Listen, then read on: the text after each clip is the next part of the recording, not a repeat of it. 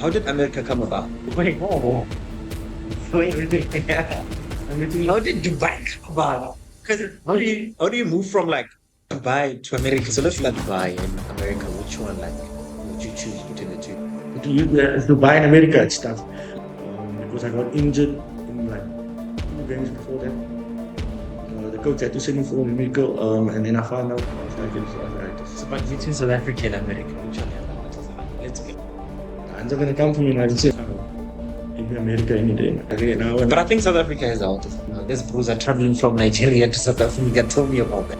How did you get the call from Ayepyep? I was chilling at home, but I think Yeah. I was sleeping or something, so I missed all the calls. Yeah.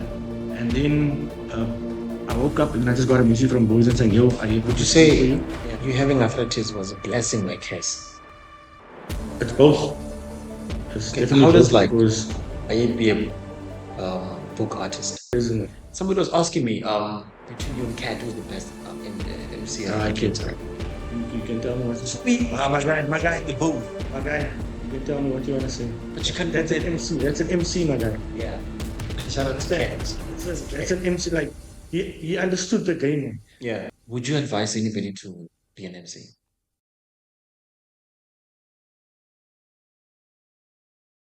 I go by the name of Tato, aka PJSMOKESA. Hey, today in studio, I'm chilling with the one and only man who need a stand-up ovation. Zubi the MC. Hey, yeah, I'm waiting for this episode. But Seriously, I've been busy, but yeah, I'm here today. how are you? Yo, I'm tired, but I'm good, happy to be alive. Yes. Yeah. So I can't complain too much. Yeah. But yeah, I'm good. Do you often rest? Yo, you rest when you can. You rest when you can, but for now, you've got a grand girlfriend in the work. And that's what I kind of understood, you know what I mean? But Yeah. there are days where I do chill at home, rest, I'm actually a very chill guy. Like I don't do Yeah. much, but when I'm outside, I have to like do a lot. So I try and preserve my energy here and there. Yeah. Let's go back. Yeah. And go back to Zubier Tyler. Who's Tyler? Who I not to be the MC. Okay, my government name is Zubier Tyler, known as Zubi The Mc, stage name. But yeah, I was actually a footballer before all this MCing thing. So that's how I grew up. Um, I had no dreams and aspirations really of being in this industry like that. But yeah, I was just a chill dude, footballer. That's technically all I knew. Average student at school. I was quite clever, but I was lazy, if that makes sense, Yeah. because I was more focused on football. But yeah, that was it. Outgoing, as you know, outgoing. But yeah, that's it. Where did you grow up? Um, South stuff first, and then in between that, Mitchell's playing. But when I was about 4, I moved to Maitland, and that's where I kind of grew up most of my life. And then moved overseas as well, and then now, yeah, came back. So we know Cape Town as a very violent place, Yeah. especially in primary school. And how did you like separate yourself from not being involved in anything that's funny? And I think my family kind of helped me with that, making sure that I'm focused on, like football and stuff. Because they also saw that I was kind of interested in something that I'm really good at. I did have friends that were involved in the wrong things, but I think I was just, even though I was playful, I was also still focused on, becoming a footballer and stuff. So I didn't want to touch too much on, what they do. But yeah, I would say like my family kind of kept me grounded and even till today. So yeah. Mm. And then in primary, like what did you want it to be? We went to play football, I'm not gonna lie. Oh, they were. But I started playing at a young age. Like I was 4, turning 5, playing under 9. So it all started from there, being the smallest, but I always wanted to just be involved. And then I think when I got to age like 5, 6 is where I really now started understanding positions and stuff. Yeah. But when I was about 6, 7, I think that's really already like. Because you on papers from the age of 8. Bro. Yeah, that's just That's right. my first time I was in the newspaper at the age of 8, and then I think 11 and 12. Yeah. And the honeys from primary now to That time you don't really know about Hannes, man. Compared to now, you didn't understand, you know what I mean? So Yeah, I think as a youngster, like that was kind of my goal, just to be a footballer. Yeah. Regardless of what was around me, like it could be the honors, it could be the bad things that some people get into, but for me, I just focused on all of it. At home, like, do you have anybody who had the background of football? My grandfather, yes, he did. He was actually good. He didn't play like at a very high level, but I heard that he was very good. He was the one that kind of also introduced me to the PSL. So I started watching Chiefs, Sundowns, Pirates at a very young age. Like one of my favorite footballers is Bese. Oh, So that's where I think a lot of like my style of play also comes from. And my grandfather also liked Ronaldinho. So that's another thing that kind of helped me, you know what I mean? mm. I mean, at the age of 8, you already like have 30 goals Yeah. in one season. Yeah, no, I remember that season because, okay, let me put it like this. One of our coaches, his son was also in our team, but his son was also a good player. And we had a very good team. And for every goal you scored, you get a 10 rand. So you can imagine how much 10 rand I got in. And the crazy part is, I played as a midfielder and winger at that time.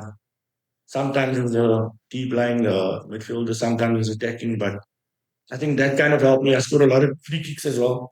I mean, keepers were, but we were a bit smaller at the age, so that kind of helped me. You know what I mean? But Mm. yeah, that was like that was our drive. Just a 10 run a goal. Like, come on, as a 8, 9 year old. Like, I think in one game I scored six. Yeah, beat this one team about like 12, 13, 14 or so. Like I scored six and there was a few others, and then basically the coach had to give us all money. So, Yeah, no choice. so yeah. So, like at home, how was the like background like? And siblings? How many siblings do you have? Yeah. Now I have one brother, one younger brother. He's 4 years younger than me. He also went to the US to study and play. He also moved back. He's working now. But at home, it's chill. My family is actually very chill. Me being out, it's not really weird because my mother's side was like in the club, so the cool, this thing that happened on the 1st of January. Yeah. So I think that's where the entertainment part comes in for me.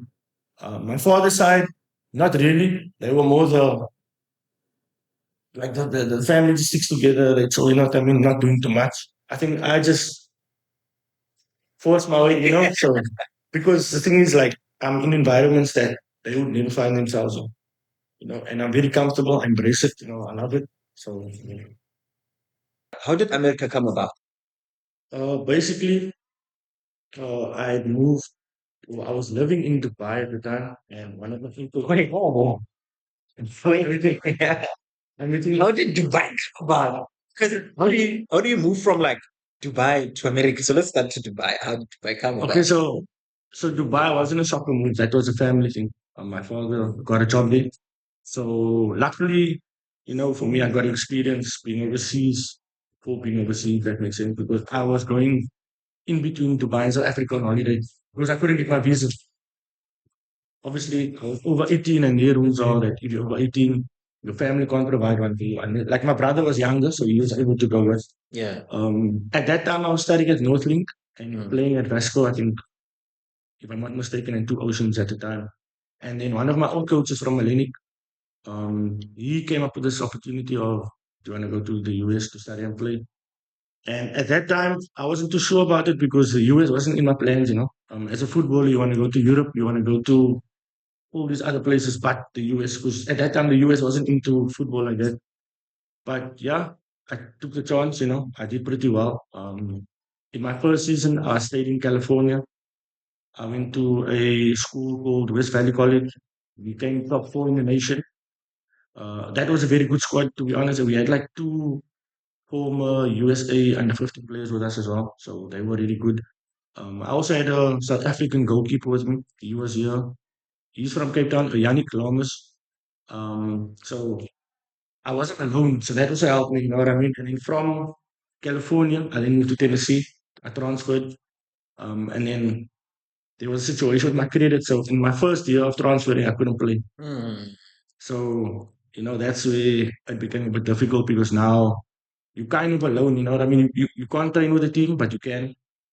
There's days where you can obviously help and you can't help. Because now I have to do classes or I have to do this and that. But I think that mentally prepared me for what I'm going through now is, Yeah. all the tough times, like no matter what. Because the thing is, all you want to do is what you love, But now if something that's being kept from you, you have to kind of focus your shift, you know what I mean? So for me, it was like, like I told you, I was an average student, but when I graduated, I mean, you know what I mean? So I'm an MC sitting with a degree, now. Yeah, like I think that helped me like now focus on my mental aspect of life, and I think that's where like it kind of pushed me to just keep going. So yeah, it was California, Tennessee.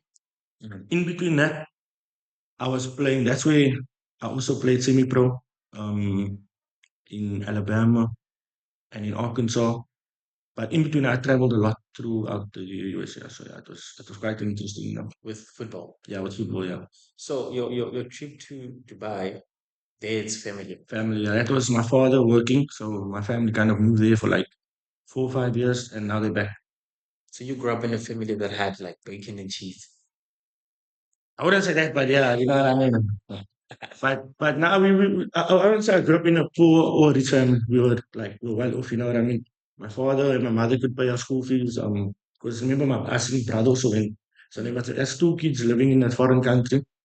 Um, my scholarship was different to his. I think I had about 75, 80. I think he was on like half.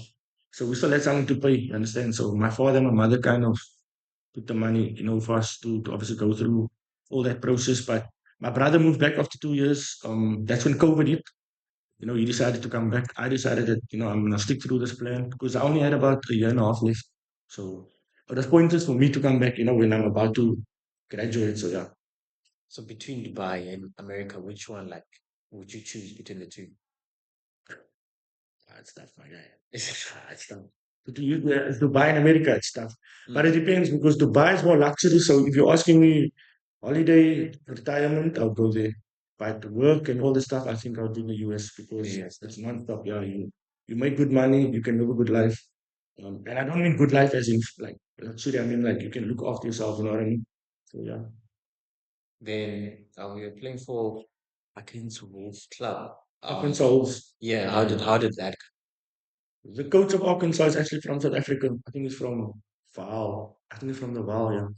If I'm not mistaken, Coach Shabza. So he saw me playing at another semi-pro club, which was FC Mobile, which is Alabama. And that was my last year. And he told me, look, it's your last year. Don't you want to come play for us? Because he's basically putting a group of South Africans together. So we were about 6 or 7. Mm. We kind of had a good season. I think he basically tried something. I mean, now they have a professional franchise. They just bought one recently, so it was good to see, because the owner of the club is South African. I think he's from Cape Town, but he grew up in Johannesburg or vice versa, one of the two. So it was a bit dope because I mean the owner of a club in the US is South African, and then the coach is also. For me, it was like like a cultural inclusion. You know what I mean? So yeah. so then how did you handle the language barrier? You know it was in America and you couldn't even go Yeah, accent. maybe my English is good.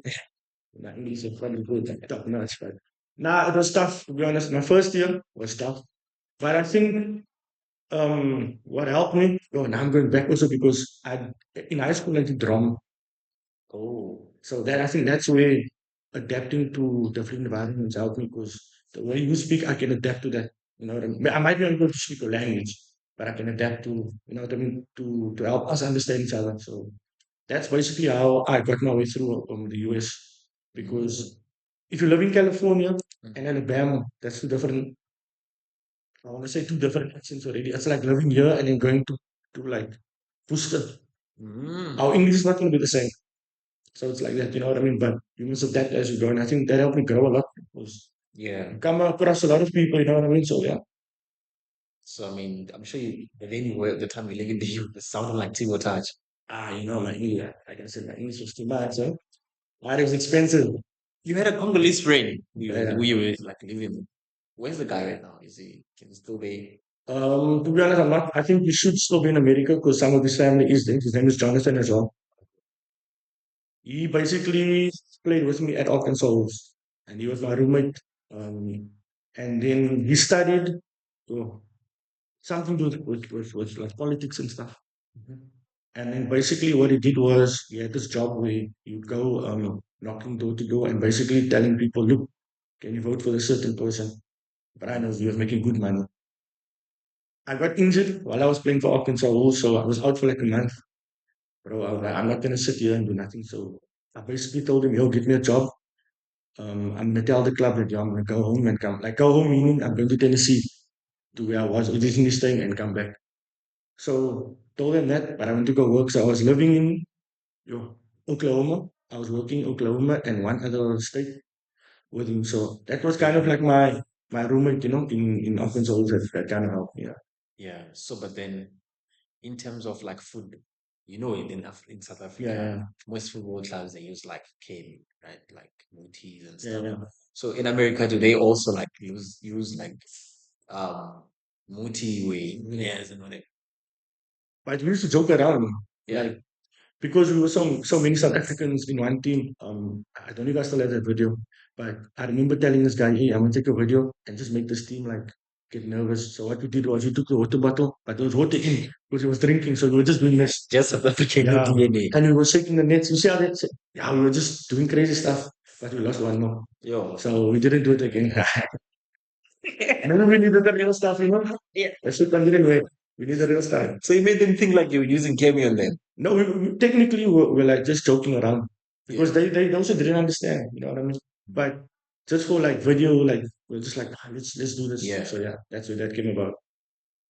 Then take me back to where you find out now you are arthritis. You can't play anymore. Yeah. How did that make you feel? So basically in my last year of college, so I'm about to graduate, so this is where agents that kind of see you on online platforms network with you, and they basically ask you, look, what's your plan, like for next year and all that stuff. So there was this guy from the UK that got a hold of me. Um, Before I even found out, he got me an offer in Portugal, third division team. He sent me all the paperwork stuff. Okay, so I kind of like let it like be there. I didn't answer him yet because I also wasn't sure what I wanted to do. Remember, I'm still graduate. My mind's all over the place. I didn't know if I want to stay in the US and work because originally that's what I had to do when I found out. But that was my first offer. And then as time went by, another guy got hold of me and he got me two teams in Australia, second division. And then I was like, okay, I kind of know where I want to be now because it's like the more offers you get, like now you realize, like, bro, like, okay, you can do this, you know what I mean? And then I was sent for my medical because I got injured in like two games before that. The coach had to send me for a medical, and then I found out I was diagnosed with arthritis. So they basically told me that your career is over, or you must go for operation and basically like wait a certain amount of months or years to play again. You know what I mean? So I told them it's fine. Take me through that day. I basically I woke up, had breakfast, and I had to go to the hospital. Scans, X-rays. I thought maybe just something was like a bone crack, Are you something they feeling can like fix. pain or No, basically, in the game that I played, so when you have arthritis, your top of your foot it swells up a bit. So second off, my boots couldn't fit. Like I was like why is it so tight? You know what I mean? So yeah? the at that time I had the boots where you don't have to have laces. So luckily I could cut in the middle and then have them just tight. So that's how I played the second half. And then I went to the physio room after that. Well, I showered first, went to the physio room. Then they were like, nah, you need to go to the doctor because when they were like pressing on my foot, it just had cracks. Oh, So they weren't sure if it's broken but I could still walk, you know what I mean? So that's how I technically found out the show. mm, Because I had to tell the coach all of these things, in advance and tell me, yo, this is what's happening, all this stuff. So he was like, yo, do your medical in the US. Because I was actually supposed to come home, do paperwork, do my medical, and then go to Australia. But then it was like, yo, we can't wait that long because now I sign, I do everything, and then I got injured there. So it's pointless. So mm, that's how I technically found out, yeah. mm. Then the thought that you can't play Yeah. anymore. How did you deal with it? Yo, I don't think it kicked in until probably 6 months later, like, because even when I found out, I went to Arkansas just to be around like football. Yeah. So the coach knew, but he was like, bro, you can still play and it's fine, come. even if you come on 10, 15 minutes, like just pull up. Because I think he also knew that he doesn't want me to be alone. He doesn't want me to be away from football. Just as long as I'm there, you know what I mean? And I kind of helped him with like coaching stuff, you know what I mean? Yeah. So I wasn't really playing as much, but I was playing. But maybe with just like some technical things, I'll be like, yo, let's do this or let's do that. So that's really like, it was like, okay, now I'm hitting in because now I'm not playing anymore. You know what I mean? It's like, now I'm like, I feel like a coach. That's why I don't like coaching. Oh, Because like, I don't like this feeling of like doing all this. I want to play, you know what I mean? So, want to be in the field. so I think that was like the, probably, yeah, 6 months in. Like, I really like, I hit in, you know what I mean? So the call from Australia, it was at the exact time where you had an arthritis. No, I actually had arthritis. They told me I had it like 2 years before. I just picked it up now Oh, because it was probably like in its process of like getting worse. But at that time, I didn't know. Like I was playing through the pain, not even knowing, you know what I mean? So I was playing with arthritis probably for a year and a half until it became so bad that I had to now, go for these x-rays. And obviously, with the offers that I get, you have to do a medical. So they check you from top to bottom. Everything was fine until I got here. no. Like the doctor was like, no, ticking. All I saw was ticks until I got here. Like, yo, cross itself, So yeah, but it's part of life, you have to go through these things. If it wasn't for that, then I wouldn't be able to do so. Yeah. That's how I look at it. So, but between South Africa and America, which one has the hottest heart? Let's be honest. The answer gonna come from United States. If I say you guys, Zubi, what's happening? No, but I mean, like, Okay, now I'm gonna be honest. Right? You can't compare. Like the US and SA is basically the same what do you, because we're full of internationalism. okay? The same way they have Latinas and all that stuff, we also have our people here. You know what I mean? So it's hard to compare, to be honest. Yes, it's different. So when you go there for your first time, remember I lived there for 5 years, so I kind of got used to all of these things. But if you go there on holiday, you're gonna be like, I want to be there. Mm, But when you live there, it's kind of different. It's like you ask me Dubai or America, mm, like luxury life. Yes, Dubai because everyone is there. yeah. But work and all this kind of stuff, give me America any day, my guy. So South America has the hottest hearts. I wouldn't say that. Wow. They though. Yeah. They now. But I think South Africa has the hottest. We have beautiful women. I won't lie to you, like now we have beautiful women. This bros are traveling from Nigeria to South Africa. Tell me about that. To Cape Town. So it should tell you a lot. Mm. But I wanna like take me through how you came back to South Africa. It was in 2021 that I found out. Yeah, 2021 I found out I had arthritis. I worked, like I said, I worked for like a year Mm. with my friend Jonathan, the Congolese guy. I mean, basically, it's Congolese French guy. It's like mixed. But I worked with him for a year, and then I was making good money. I won't lie to you. Like I think we were getting paid $800 a week plus the flights and accommodation is sorted in the company. So you're not paying for anything. You know what I mean? So we're living a dope life. Like I even went to a balcony mix in New York when I worked in New York. I went to watch FC Dallas when this boy Tiki, Yeah. he signed for Sundowns now. And you go watch him also. So like it was dope. And then I think 8 months in, I was like, nah, it doesn't feel the same.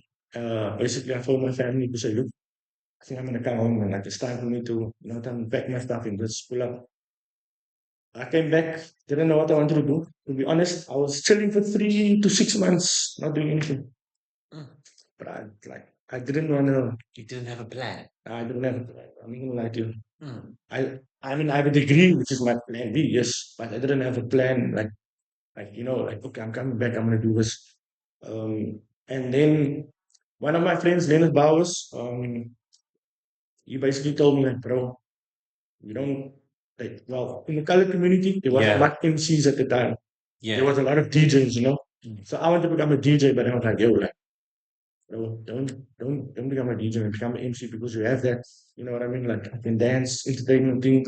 I was always in the club anyway, before I was MC. So he was like, bro, you have that thing, man. Just like try it out, and then if you like it, you like it. And then it's just from there I started growing. Because it's like you were job hunting for 3 months. like I was job hunting. Mm. I was sitting at home. Mm. I didn't know what I wanted to do. Yeah. The good part was I kind of had money set aside when I lived in the US. Oh. So that allowed me to chill like for like 3 to 5 months and not do anything. But I also worked at Virgin Active like for 2 months, but it was like way after. I didn't come back and get work, you know what I mean? So that lasted like two months or so. Because that's when I started being in the industry more, Mm. getting gigs, you know, and it was obviously tiring with a work schedule and this kind of schedule. So I think only this year, no, I'm lying. It was November. Yeah, November last year was the time when I was like, nah, look, I'm gonna not work anymore. I'm gonna focus full time on just being an MC. Yeah. Yeah, but then how did you discover like you're good at it? After when the guy told you that you must try it out? Um, to be honest, only recently because I knew I could MC. Yes, you know, I can't really speak the language. It's weird for people, but I can MC for some reason. You Mm. know, but that's just because I'm a visual learner, so I I tend to also like watch and see and learn from other people, you know what I mean? So that kind of helped me. But yeah, like I know, like I said, I had no dreams and aspirations of doing this thing. So I just came into this thing raw. Yeah. Yeah, when I started, I was like, yeah, Yeah. you know, when you first start out, like it's the learning process. So I mean, step by step from then and now, it's totally different. And then how did you get the call from Ayepyep? I actually used to go to Ayepyep like a lot with Boys and DJ, one of my friends. So the guy that used to work there as an MC and I think as a manager at the time was Slip Inc. And he kind of gave me an opportunity like a few times to work if Poison is playing. And then I think they closed down for a bit and then they opened up again. But then there are two MCs before me. I can't remember the names now, but I know the one is J Mike. I think the other one is JJ the Soul or something like that. Or just JJ, something like that. But yeah, there was two before me, and then they stopped working there. And then Horizon tried to get hold of me. After Minati, who was one of the residents at the time, also tried to get hold of me. I was chilling at home, but I think I Yeah. was sleeping or something, so I missed all the calls. Yeah. And then I woke up and I just got a message from Boys and saying, "Yo, I hear people looking for you." Yeah. And then they sent my number to the manager. Yeah. He got hold of me. Basically asked me if I'm available. They just wanted to like hear me out. I think it was a Thursday. Yeah. You know, I went through, did my thing, and they were like, "Nah, look, like, when they obviously try and keep you and stuff." And yeah, since then it's been going well. I think next year February will be 2 years. So yeah, Mm. so it's been a good 2 years. But how are they treating you? You know? Now good. I'm chilling. You know, it's given me a platform and opportunity as well to grow. Um, I mean, that's how I'm getting other gigs as well, you know, because Ayepyep alone is already a big platform with a background with like DJ somebody, you know, who's obviously a very big figure in the industry, or he was, sorry, rest in peace to him. But yeah, I know he's obviously set up a foundation for someone like myself and others to come and show the talent, and I think that's been my main focus. And so I don't really focus too much on the other things anymore. Like the way they treat you, obviously, yes, it counts. But you must also remember that, there's people that get treated worse, you know, and you see it. So for me, it's like, if that's how it's going, then I should just, just focus on what I need to do so that I don't get too distracted, you know. So that's what I've been doing now. Yeah. But Ayepyep has the biggest highlight. You know. Yeah, you and Angela, you like Angela. Yeah, guy. I mean, hey, all the see. But then mostly, like when I can't compare clubs. But for me, I think Ayepyep is one of the best clubs in the country, right? Yeah, Like in terms of how it's moving, you can see like it has a South African touch. yeah, Like yeah, how he managed to like grow to that for platform. sure. A big shout out to him. Look, also, we one of the only lounges, I think it's Ayepyep and Souk Lounge that you Mm, consider lounges, and then you have a lot of nightclubs also. mm, So that's something in Cape Town, we have a lot of various types of nightclubs or lounges also. So it's dope in a way, but it's also not. mm. There's too much going on at once, you know what I mean? So people want to try and be everywhere, which is that's a good and bad thing. I'm always going to say that's a good and bad thing. Yeah. You know, it comes with the consequences and it comes with the positive sides as well. You know, like the opportunities, it's good because you never know who might see it Yeah. at whatever place. That's what I'm saying. No place can really be bad because I know I work at Ayepyep, but what if I'm seeing a place like Love or Souk Lounge or I know Souk Lounge has MCs, but I'm just saying like people might just see me, they be like, yo, this is that guy. So that's how I take it, you know. Same with Rands as well. It's a big platform for anybody to come there and to show yourself. And I think that's what we need to do as Capetonians. Instead of trying to be that famous rude, you know, like use this because we are brand new Cape Town, we're not overseas. So I don't know in your mind, like if you think you've made it, okay, sure, that's you. But for me, I want to use this as like my stepping stone to like further myself, you know. So that's how I see the industry for now. Yeah. But then, like, what keeps you going? What keeps you waking up every day and still doing this thing? But I got a second chance at life, you know. Like I said, I could have been a footballer, living a chill, you know, not doing much. Chilled life, just playing football, which like I was, you know. When I like, for example, let me just make a perfect example. When I was playing in Alabama, we basically trained at about 9 to 10, 9 to 11. From there, you free for the day, so we could chill on the beach, smoking shisha, chilling with the girls. That was our life, like Yeah. for like 2 years. You know what I mean? So that's the life I could have had, but now obviously I'm at a different stage, and I think I was put here to do more, you know, and I think that's why like I just keep on going. I can't, you know, I can't stop now. It's too late to stop, you know what I mean? So Yeah. I think that's what keep obviously your family. I think my mother's prayers are working overtime, because in this industry it's tough. So yeah, Would you say you having arthritis was a blessing or a curse? it's both. It's definitely both because yes, I could have gone overseas. I could have played professionally, but for how long I don't know.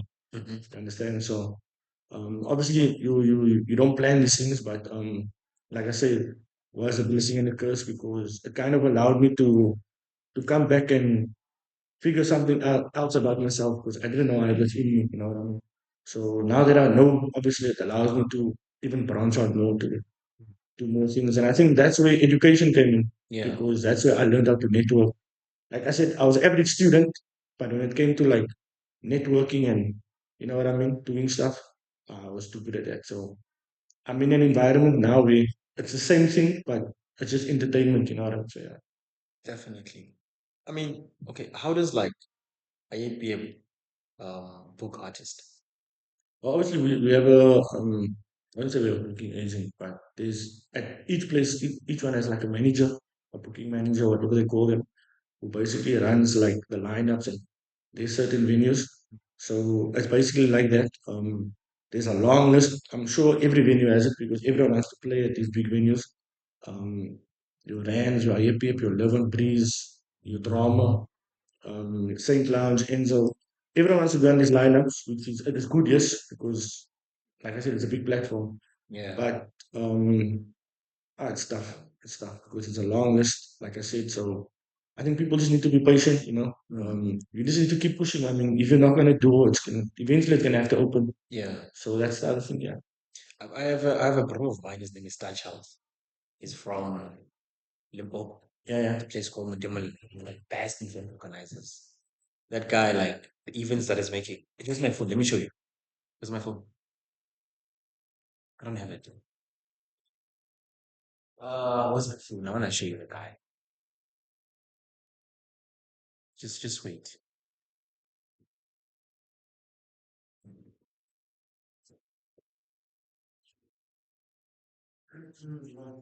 Lost the phone. Okay, it's fine. I'll wait for that guy. Maybe he answered. Like he, the events that is making like that very crazy. He can host now, and then the whole place will go crazy. They know we are going to this guy's house. Event, yeah. And he's not only like focused on the locals only. Like Yeah. he wants to go national. And at some point, I see him in the next 3, 4 years jumping into the keton space and killing everybody. So having people like you who are moving that the way they're moving, you have a chance to go international. So, but for me, is do you also get to like be booked in other provinces? Not yet. But I've been to where was I now? GQ once. But I wasn't really a cookie. But I went with a couple of friends. They had an event there. So I didn't MC too much. I just played like an hour or so. But that's been it. Like I said, I'm quite new, so I think people are still as much as you see me doing well. Like people are still also getting to know me, Yeah. getting to know who I am, what I do, and see what I do. So I'm one of the up and coming. Which is weird to say for some people because they think I've been in the industry for like 5 years, but I've only been here for 2 years. So I'm still learning. I'm still going through the process. Yeah. Um, it's actually growing very fast, which is I'm trying to how do you say, like handle it, what I mean? Because sometimes when things grow too quickly, you lose yourself, you know what I mean? Yeah. So for me, it's just like to ensure that, take it gig by gig, not do too much, Yeah. but also do too much in a good way, if that makes sense. So, yeah, that's kind of my plan moving forward. How do you handle like fame? Because obviously now, how do you handle? I'm not famous, to be honest. Like, I'm being honest, like, I'm not like that guy, you know what I mean? Yeah. Like, just other people might see me like that, but at the end of the day, I stick to who I am and all that stuff. So yeah, that's just how I deal with it. I treat everybody the same, whether you a cleaner, whether you're a customer, whether you're a Yeah. DJ. I greet everyone when I come in. Ayepyep knows it. When I Yeah. come in there, I greet from security Mm. to the waiters, to the barman, to the Yeah. cleaner, to everyone. You know what I mean? So that's just how I see individuals in general, and I think Yeah. that's helping me a lot as well. I wanna actually call that child right now. Because that guy must book you right now. I must email them. Yeah, Email. he must know that I'm calling you right now. You can email. Yeah, so that maybe you guys can go negotiate whatever. Like this guy's big. I had an episode with him. When was it? 2021 after my matric. Um, the way he was explaining how they move, Yeah, yeah. like it's crazy. Let's hope we pick up. But one day, one day. Yeah, straight. You must be on this guy. Because for me, the first time when I saw you still remember when we met at the business lounge in the stadium when Sundowns was playing?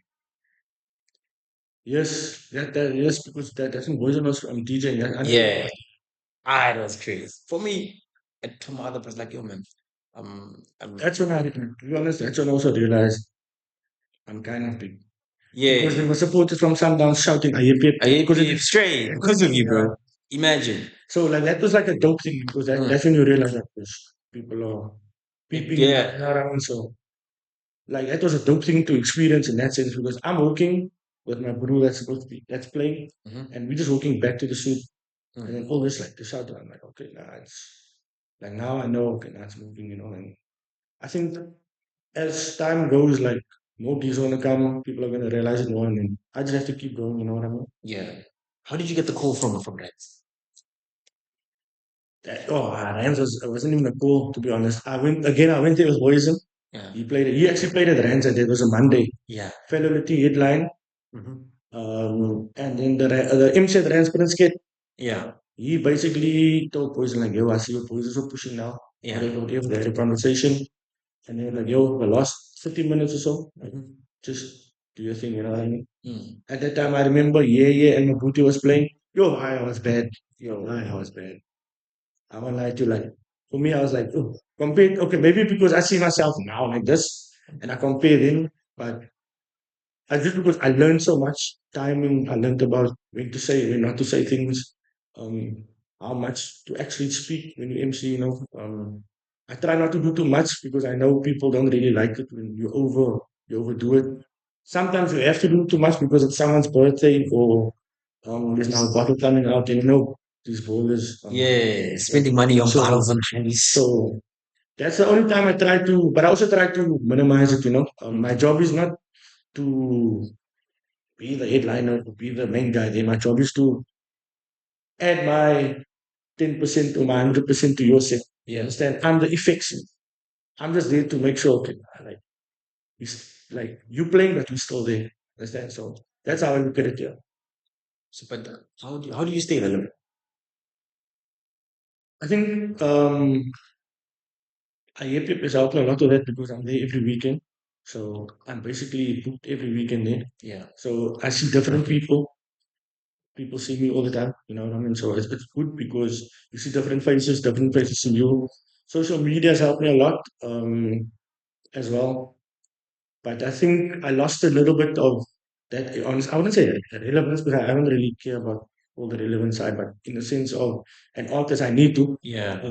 But I kind of lost it because I haven't really been posting as much. But that's why, I've been sitting down with my team and we've been planning, the next 2, 3 months. This is how we're going to push. So there's a lot to still come, you know what I mean? So, yeah. Yeah. Hey, because I mean, when I look at it, I was like, hey, bro, this guy's you was super dope, though, to the highest level to point where I feel like even Cape Town is not that sleepy. But then, when it comes to Sleeping. the end of the month, I have a big gig. So, Yeah, straight. I think after that, it will go crazy. Somebody was asking me, between you and Cat, who's the best MC I around Cape can, Town? you can tell me what you Sweet. my guy, The both. my guy. You can tell me what you want to say. But you can't That's an pretend. MC. That's an MC, my guy. Yeah. You Shout out to understand? Cat. That's an MC. Like he understood the game, Yeah. and he basically just like he's like teaching me, like, yo, do this, do that. So if it wasn't for him, I'd probably be the same that I was before. Mm. Because he taught me, like, bro, like, relax, like, you don't have to do too much. Like, you basically accustomed because you're there to enjoy, but you're only talking now. Do you understand? Yeah. And I've been, like I said, I'm a visual learner. So I see what you do. I'm Mm. like, this is how I need to move. This is how I need to, you know what I mean? So Yeah. when he's at Rands, when I'm at Rands, I kind of watch him a lot. Like, okay, sometimes the mic is in his pocket, he's walking around, interacting with the crowd. Yeah. He's saying things here and there. He's chilling, he's vibing. So that's who I learned from. Obviously, you have your Uncle MCs, your Marcosas, Angeke Guye, Tume Milan, Teddy the MC, all these MCs from out of Cape Town that are super dope, really. And that's the people that I listen to and learn from. But in terms of like physically watch and like learning from, so I couldn't skip. Yeah. Like I understand, yes, like I have something that's good. I'm talented and whatever, but I guys are legend, eh? I couldn't Too do it. much. Yeah. Too much. Yeah. But I mean, like, there's a new song called Three Step. Yeah, yeah. Are you fucking with it? I mix with all types of music. To be honest, Mm. I was actually a drum group before. I was a Yeah. piano group. To be honest, like I grew up listening to like Funky Kula, all of Mm. those people before Yeah. piano. You know what I mean? So that's where I started. I was like dancing before I was an MC also. So that's what helped me now. Um, so I think all of that kind of shaped me to be in this environment because Too much.